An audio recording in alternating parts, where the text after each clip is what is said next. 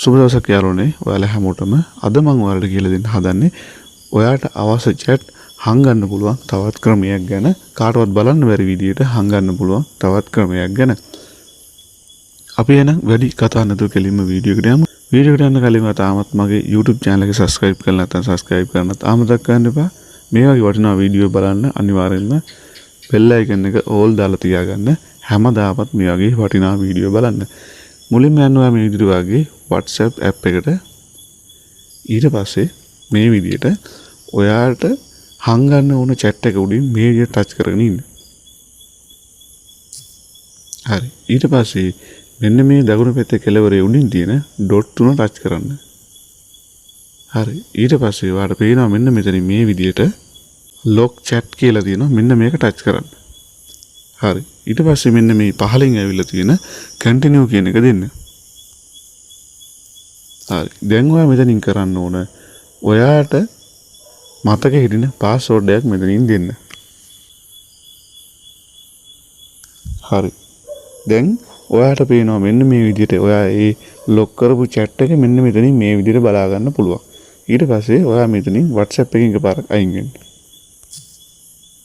දැන් ආයෙත් WhatsApp එකට යන්න.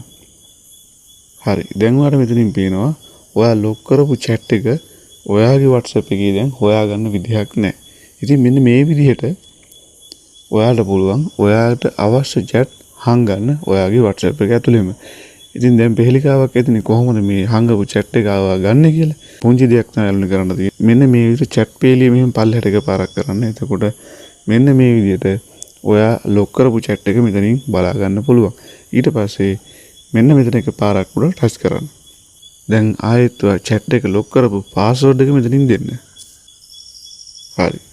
ඊට පස්සේ මෙන්න මේ විදිහට ඒ chat එක open වෙනවා. හරි. ඊට අමතරව ඔයාට අවශ්‍ය නම් මේ chat එක lock එකෙන් අයින්ම කරලා දාන්න ඕන නම් මෙන්න මේ විදිහට ටච් කරගෙන ඉන්න. ඊට පස්සේ මෙන්න මෙතන dot තුනට යන්න. ඊට පස්සේ ඔයාලා බලා ගන්න පුළුවන් unlock chat කියලා තියෙනවා. මෙන්න මේක ටච් කරන්න. ඊට පස්සේ ආයෙත් ඔයාගේ password එක දෙන්න. හරි. ඔයාගේ chat එක unlock වුණා. ඒ කියන්නේ ආයෙත් කලින් තිබ්බ තත්ත්වයටම පත් වෙනවා. ඉතින් මෙන්න මේ ක්‍රමයටත් පුළුවන් ඔයාට අවශ්‍ය විදිහට ඕනම WhatsApp chat එකක් හංගන්න. එහෙම නැත්නම් lock කරලා තියාගන්න. මේකෙන් හංගනවා වගේම lock කිරීමේ හැකියාවත් මේ ක්‍රමය තුල තියෙනවා. ඉතින් වීඩියෝ එක ඔයාලට ගොඩක් වැදගත් වෙයි. ඒ වගේම වීඩියෝ එක ඔයාලට පැහැදිලි ඇති කියලා මම හිතනවා.